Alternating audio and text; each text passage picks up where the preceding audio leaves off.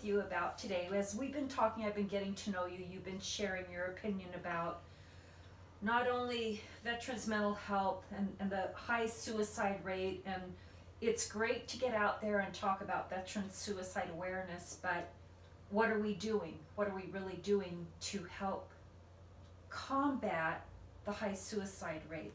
And I know you have brought some things to light that I didn't think of, about the difference between World War One and World War II returning veterans and how it is now. So I'd really like you to start off with that, if you don't mind. Well, during World War One and World War Two, when they ended, the troops tended to stay in Europe or in the Pacific for periods of time because the only way to get them home was by ship.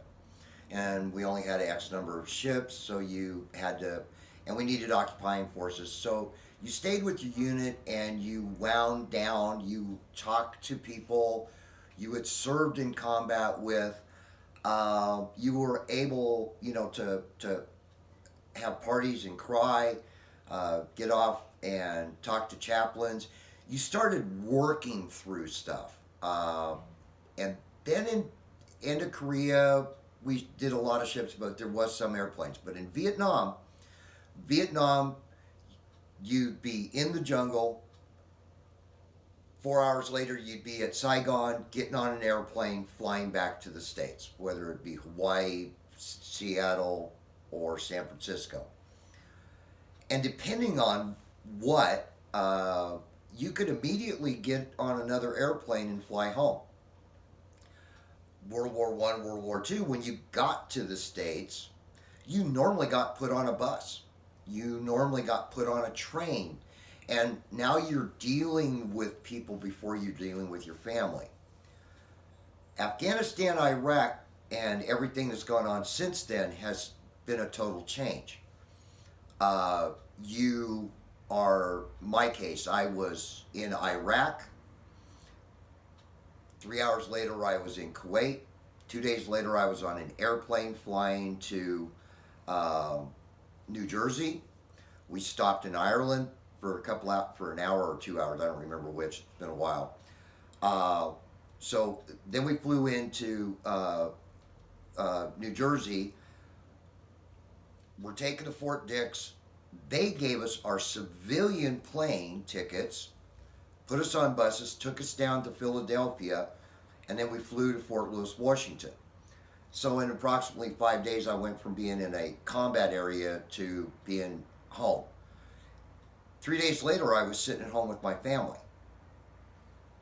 My family didn't have a chance to adjust to the fact that I was coming home, because until I got on the plane, we didn't know for sure that I was coming home. I could have, because of medical, I could have stayed at Fort Lewis. And my family, the day I came home, the very first thing is, Dad, what are you cooking for dinner? I'm supposed to turn off everything that happened and become dad again. And I know it happened to a lot of people. It may have happened to, they may have been at Fort Lewis a little bit longer, a week, while they got the big major airplanes and brought the unit back together. But 2-3 weeks isn't a lot of time to unwind. And it also depended on the environment that you were in. I wasn't in a life or death situation every day. In fact, most days I wasn't. But there were a number of people that went out on convoys that were hit all the time. So their brain was in combat. And it's hard to turn that off.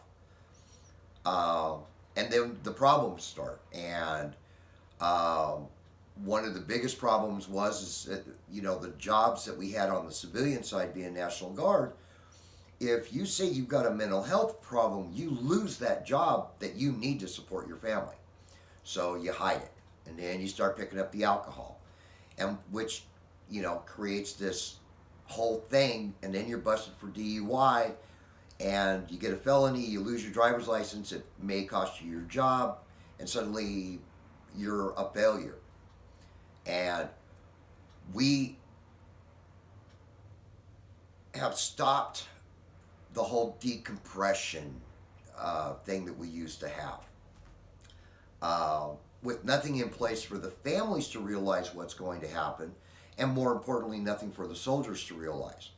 It's getting better, based on 15 years now. We've started doing stuff, but when you're talking about awareness of veteran suicide, I doubt anybody in America isn't aware that we're losing a ton of veterans and active duty. The constant rotations, everybody talks about during World War II, these guys were in combat for 4 years. They were in combat for 4 years. They may have 30 days down or 2 weeks down.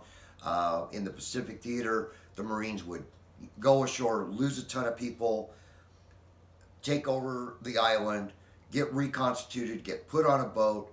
2 weeks, 30 days later, they were doing it all over again. They knew that. Whereas what's happening with us is we're coming home and then going back, and then coming home and then going back, coming home, going back. You do that enough times. When you come home, you do not leave at all. You keep that mental state that kept you alive and kept your soldiers alive. And then you come back and you're done. How do we stop veteran suicide? There's tons of statistics and everything else out there. I don't believe that any one answer is right. I had this dream that I'd win the lottery and be able to try something to see if maybe it might help. And that was basically buying a cruise ship and going to Kuwait, having the soldiers report into Kuwait. You load a unit onto it. I mean, cruise ships can carry a lot of people. And you take 30 days, 45 days to cross the ocean to bring them home. And in that time, you've got mental health professionals on the boat. You have physicians on the boat. These people are looking at these people. They're talking to these people. The chaplains are talking to people. The platoon sergeants and squad leaders are getting together and watching their soldiers, and they're saying, okay, here's a problem. And instead of immediately hurting the person, you get them off and you get them talking. You have poker parties, you have alcohol, you control the alcohol, you don't, and I know people are going to say no onto that. A couple of beers, people tend to relax and start saying things. And if you've got people that aren't drinking listening, you're going to see your problems. And you're able to start dealing with them. And when you land, when you make port, you can turn around and you've already got a list of people that have physical problems that they really need to get taken care of. Instead of them doing what I did and saying, I was given the option of coming home if I paid for the plane ticket, and I did it. So a lot of my problems I didn't discuss. I wanted to be home. I wanted to be home to see my family. I'd had my granddaughter born, my first grandchild born while I was in Iraq. I wanted to hold that baby. I felt that baby would ground me. When you let people make decisions like that, things tend to go wrong. If one doctor had said, no, you need to stay, my life today probably would be a lot different. Then again, maybe not. But that's where you're sitting there. How do we decompress soldiers before we release them back to their families? You don't want to bring them to Fort Lewis and keep them there, because then they've got too many reasons to leave. But on a boat, 45 days at sea, it's kind of hard to say, hey, I want out of here. They're coming home. They know they're coming home. The families know they're coming home. With today's technology, I can call, I can FaceTime, I can do all the things that you can actually do with everything. And this gives the wives and the husbands and the moms and the dads a chance to talk to their children and their spouses and stuff, and then be able to turn around and have a contact person to say, this, something's not right. Because in order to heal, the doctors and the nurses and the chaplains and everybody else needs to have both sides. And that person, that parent, that wife, that spouse, knows that person. And they're going to say, this seems to be a little bit off. Now it gives you a place to talk, to start a conversation, right?